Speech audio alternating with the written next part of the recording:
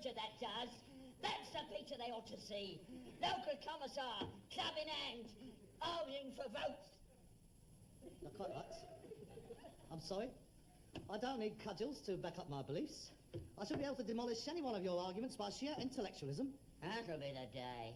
You see, I have a built-in advantage over you, whereas my beliefs is sincerely held, the result of years of deep thought, observation and rationalisation.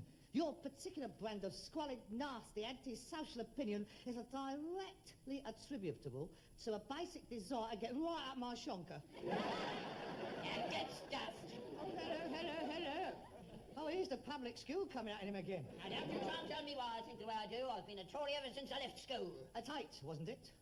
I used to poke you up the chimneys, didn't I? No, they didn't. And I didn't leave school till I was 10. Oh, what beauty and joy.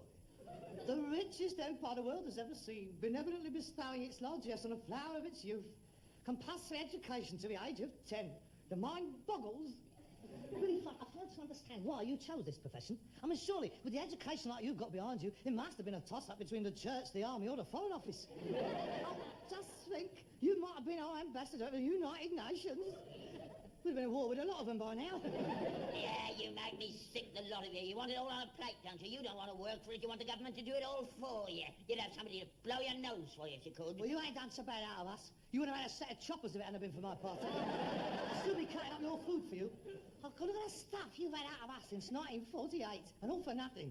Blood, hair, bones, glasses, and a backside full of drugs. You'd have been dead years ago if it hadn't been for us. That is the only thing I've got against the Labour Party. Really, Father, I fail to understand people like you. You ain't got two items to scrub together and it goes running around shouting hands off the stock exchange. Well, let me tell you this, mate. If you let any of that lot in on our council, you need your brains tested. 5 minutes after they finish counting the votes, the rates will go up. You mark my words. Oh, really? If this is the level that the argument is going to descend to, I cannot be bothered. You don't like hearing the truth, do you? I would be grateful in future if you would refrain from sticking these ludicrous slogans all over the house. It's not usual to see Vote Conservative plastered all over the Labour Party committee rooms.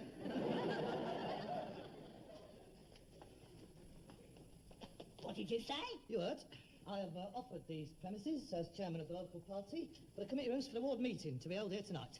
The offer has been gratefully received, and there is a minute to this effect in the book. Well, you can tear it out again. I ain't going to be named on my business to a bunch of red scruff bags. Nobody cares what you think. It has all been arranged. Now, listen, Harold. I'm being serious now. No business firm should ever associate itself with any political party. It's very dangerous. You divide your custom right down the middle. You won't get any more Conservative junk.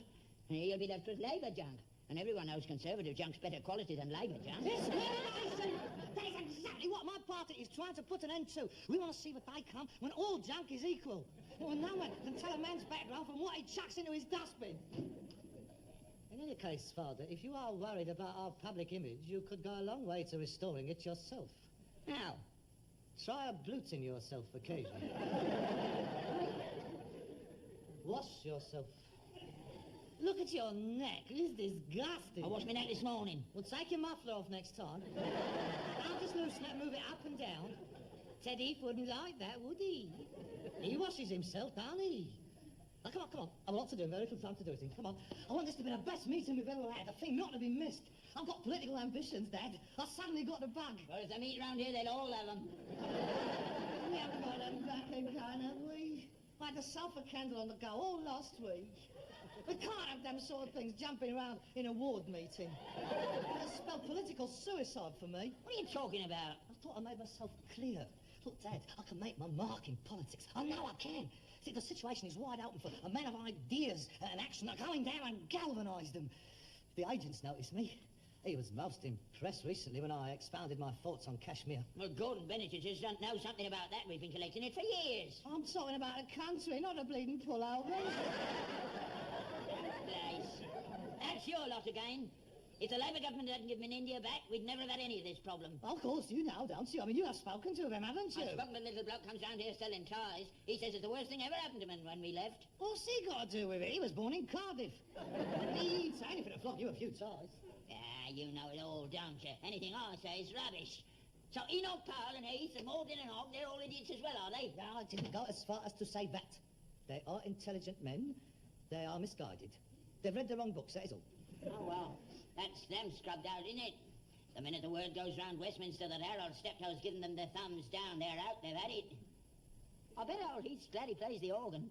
He can always get a job in the Tower Ballroom, Blackpool. You are being sarcastic now, aren't you? Yeah, you make me sick, the lot here. Everybody's a Burke except you, ain't they?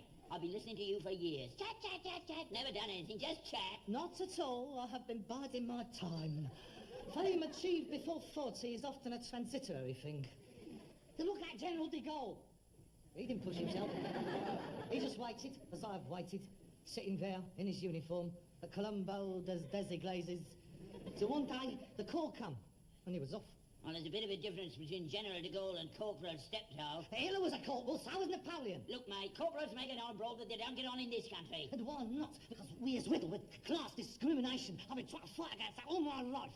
Why should not a rag and bone man attain to the highest office in the land? Well, if this land goes on the way it's going, we'll all be rag and bone men. When are you going to make this bid for power? Ah, well, now, you can't rush it, can you? I mean, I've made a start. I'm chairman of the local party. The next step is to get myself adopted as prospective candidate for the council. You on the council? Oh, that's a good idea. Oh, now I know what you're after. Well, you'll have my vote. You vote for me? You change your politics? Politics? Who's talking about politics? Don't try and kid me, mate. I'm your old man. I know what your game is. You on the council? All them demolition contracts, pulling down lampposts, tearing up tram tracks, and lead on roofs, and there's no end to it. We'll make a fortune. And if you can work your way onto the Ways and Means Committee and the town planning, you're made. Father, I think you misunderstand my motives. I couldn't be party to that sort of thing. All those kind of things is going to go out to tender. Oh, well, if you do that, mate, you'll get right up their noses. It's all you scratch my back and I'll scratch yours. You get on the council, you're in. It's better than being a mason. Like they say about commercial television, it's a license to print money. Father, I can assure you that my motives for going into politics are to serve the community to the best of my ability without fear or favour. Oh, the childlike purity shining in his eyes. It's touching. Right, little Joan of Arc.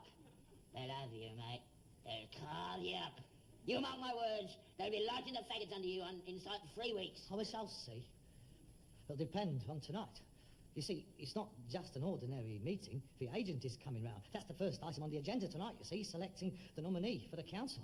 You see, Dad, this is more of a vetting committee. I'm just going to have to show them that I'm not just an ignorant rag and bone man. You see, they're more than aware of my dialectical capabilities. Tonight, they'll be clocking me for a bit of the old grace and elegance, a bit of the old savoir-faire. It's very important. It's changed since my day. When I was a lad, a Labour MP only needed 3 things: a flat hat, a red tie, and a pair of hobnailed boots. That's changed, Dad. We realised years ago that we can't walk into the conference chambers of the world wearing flat hats and hobnailed boots. I mean, obviously, the Prime Minister of England cannot go into a Swiss bank with a backside hanging out of his trousers and say, hey, lend us a couple of $1,000,000 quid. Dad, I'm not interested in getting on to the council just to make a few bob. That's only the first step. I've got to get myself a reputation. I've got to get myself known. I shall start by holding political soirees here. I shall invite all the MPs, the cabinet ministers, intellectuals. Within a year, this place will be like a salon where fine minds can gather to exchange ideas and with choice wines, superb food. I'll turn this place into such a powerhouse of intellectual thought and political thinking that people like C.P. Snow, Bertrand Russell will be busting a gut to get in. I see my gatherings more like the pre-war Cliveden set. Lady Astor's place. The weekend house parties. Ah, yes, there'll be plenty for them to do here. Table tennis, rat hunting. I can see all now going for long tramps across the yard, deep in intellectual conversation and horse manure. I don't know why I waste my time. You never understand me, will you? You've got no vision, have you? You can't see any further than the end of your nose. You are a little man! You've got no vision! Shouldn't think there's a father and son in a country with less rapport than us. I'm going to get washed and changed.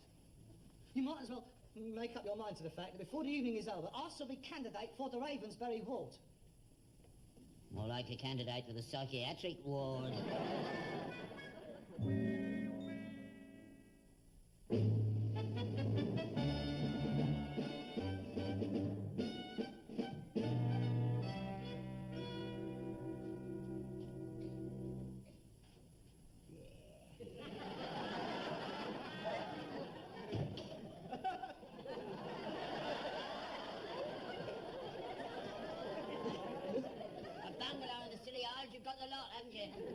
I'm not trying to copy him.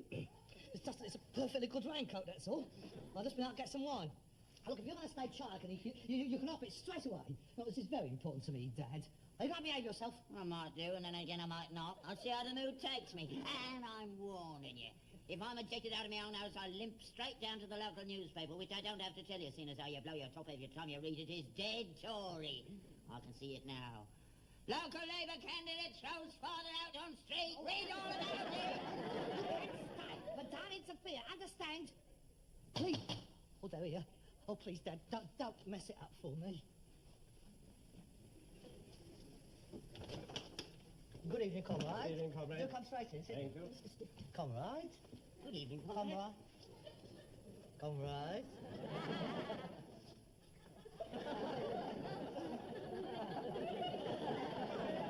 Good evening, Mr. Stanlake. It's very good of you to spare time to come to our little meeting. I know how busy you agents is. Well, it's a very busy time campaigning, but it's very important we should decide on the right candidate. Oh, quite. I do so agree. Would you care to step inside? Yeah. This is my father. This is Mr. Stanlake, the agent. What for? Raincoats? How do you do, Mr. Steptoe? This is indeed a pleasure. No, I think I should mention my father does not share our beliefs. Oh, well, everybody to his own point of view, eh? Wouldn't do for us all to think alike, eh? I may not agree with what you say, but will defend with my life your right to say it, eh? What?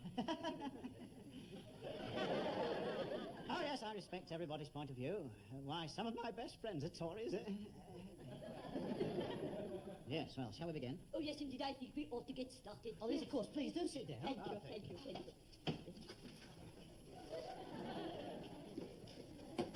Is your father staying? He won't go out. Oh, that's rather inconvenient. Isn't there another room you can go to? No, I'm afraid not. It's all we got. You know, 2 up, 1 down. Oh, dear. Most awkward. I feel you should have told us, Mr. Steptoe. I'm very sorry about this, but he really won't interfere. He's not really politically minded. I mean, he's not actually a member of the Conservative Party. So the last time he voted was for Baldwin. Well, we'll see how it goes. You just carry on. Conduct the meeting as you would normally, and I'll just sit here and observe, so to speak.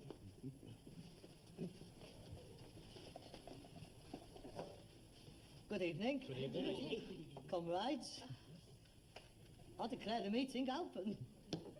Well, the first item on the agenda is the reading of the minutes of the last meeting. Do you have the minute book, Miss Frobisher? Oh, yes, of course, comrade. Minutes of the meeting of the Ravensbury Ward Committee on Thursday, the 17th of September, held at number 32 Aldram Lane. Those present, Harold Steptoe, Chairman, Miss Karen Frobisher, Treasurer, and Mr. Arthur Biggs. But was that all? Just 3? Yes? Oh, well, you see, we usually has more, but there was that tummy trouble going round at the time, if you remember. And then again, Queen's Park Rangers was the tone. Queen's Park Rangers had nothing to do with it. You kindly keep quiet. Well, to be perfectly frank, this is not a very active ward at the best of times, but it is one of my aims as chairman to reverse this trend and make this a truly dynamic ward. If anyone can do it, I'm sure our chairman, Comrade Steptoe can. Yes, I quite agree. All we know that you agree. Yes, indeed. Yeah. I see. Carry on. Item 1, still. The minutes of the previous meeting was read and confirmed as a true record and duly signed. So the item 2 is resolution. Revolution? Resolutions! Oh, I thought you were getting the bombs out. Would you like to read a book or watch television or something? No, I'm all right. It's much funnier here. You carry on. Resolutions. Mr. Harold Steptoe put forward the following resolution. The Ravensbury Ward Labour Party of the Shepherd's Bush constituency deplores the current situation existing in South Vietnam and calls upon the United States government, the South and North Vietnamese governments and the Viet Cong to cease hostilities immediately, to withdraw all foreign troops from South Vietnamese soil and to hold free elections under the supervision of the United Nations as agreed in the Geneva Convention of 1954. Copies of the resolution was sent to Harold Wilson in London, President Johnson in Washington, Mr. Kosygin in Moscow, Ho Chi Minh in Hanoi, Ma Ho Se Tung in Peking, and youth at the United Nations. As yet, we have not received any replies. The typing of the resolution was undertaken by Miss Frobisher during her lunch hour at a place of employment, Brody's Betting Shop in the High Street. Mr. Chairman? The chair recognises Mr. Stonelake from the floor. Thank you. As the official representative of the Labour Party executive at this meeting, I feel bound to say that I feel you acted rather hastily in sending this resolution to the world leaders. Official party policy on South Vietnam is quite clear, and any independent declaration such as this can only serve to embarrass Her Majesty's government. Well, I feel I should point out that the resolution clearly reflected the mood of the meeting. All three of you? Yes. I see. Carry on. Item number 3, the report of the recent canvassing in the area. I call upon the party treasurer, Miss Bromley. Mr. Chairman, I am pleased to inform the meeting that the canvass returns have been most encouraging. In Khartoum Avenue alone, there has been a 28% swing to Labour since the last election. Jerusalem, Jerusalem, anything most encouraging. A 28% swing. Well, if that trend is continued over the next election, we should get in by over 680 seats. Very remarkable. There are only 630 seats to be contested. Oh, yes. Carry on. Oh, I feel we must all agree that these results from the ward do show the effectiveness of our campaign in the ward. I mean, after all, 28% swing. Yes, as a matter of interest, I have the Conservative canvass figures here. Here we are. Khartoum Avenue. A 27% swing to the Conservatives, and the Liberals report a 29.5 swing to them.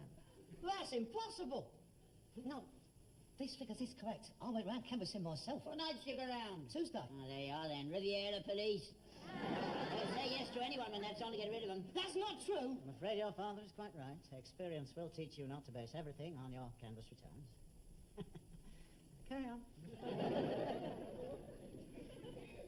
Item 4 on the agenda. The adoption of the candidate for the forthcoming council elections. I call upon you for nominations. I nominate our chairman, Harold Steptoe. I don't think we could choose a better man. His charm, his personality, his integrity, his keenness and ability are beyond question. Get in there, Harold. It's your birthday. Do you mind? I nominate Dr. Jeremy Stewart. Well, comrades, I'm very grateful for your confidence in me, and of course I'm very happy to accept the pardon? I nominate Dr. Jeremy Stewart. Who's he? He is the official constituency choice. I've never heard of him. Well, you will do, because we're counting on you all to work hard to get him elected. I don't understand. I mean, I was given to understand that my adoption was only a matter of formality. Well, I've been working on my campaign. I am sorry, Mr. Steptoe. The constituency party has reluctantly decided not to endorse your candidature. Why not? Yes, why not? Harold's the ideal candidate for this ward. He's lived here all his life. He knows everybody. He's part of it. Exactly. That is the trouble. How can I put this? Central Office feel that... well, let me put it this way. The population movement in the area indicates a growing middle-class electorate are moving into the Ravensbury ward, and we feel that the cloth cap image has tended to work against us in such areas.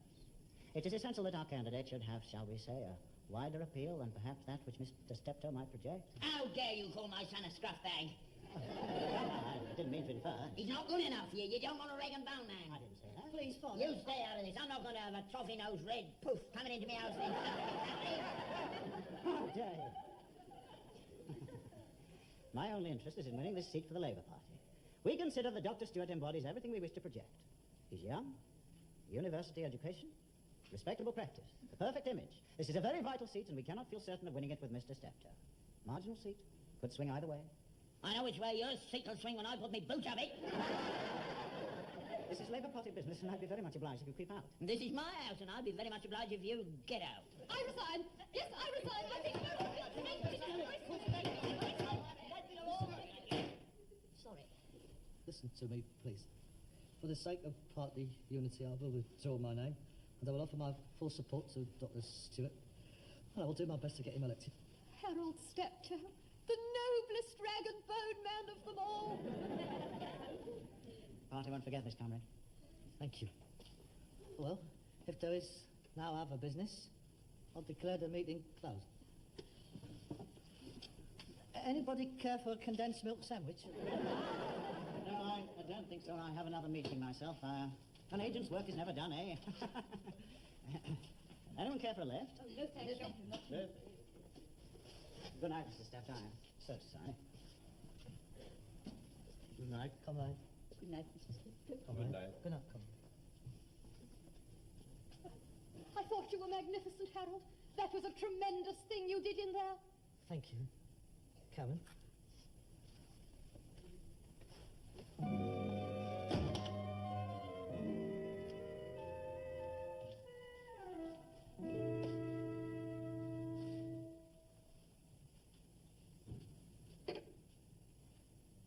What price party politics now? What do you mean? You soon got the old Evo, didn't you? So much for we're all equal. Only some are more equal than others. Disillusioned, are you? No, of course not. I mean, it was a majority decision from head office.